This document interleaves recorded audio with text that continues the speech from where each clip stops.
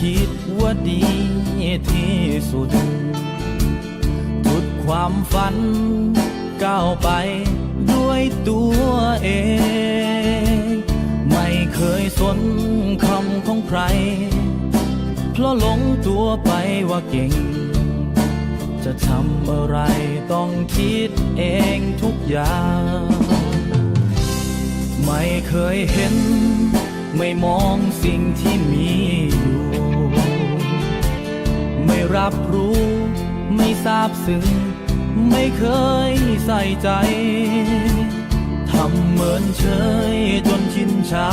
ไม่รู้คุณค่าที่ยิ่งใหญ่เพราะไม่เคยใช้ใจมองสิ่งใกล้ๆตัวเมื่อได้ลองเปิดใจก็เห็นอะไรที่ต้องการและรู้ว่ารักของฉันนั้นอยู่กับใคร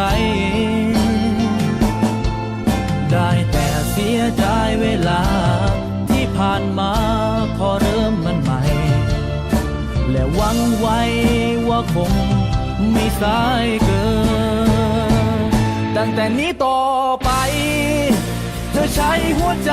นำทางต่อให้แม้บางครั้ง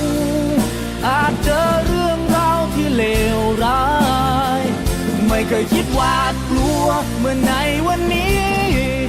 มีรักดีๆอยู่ข้างกายส่องแสงนำทาง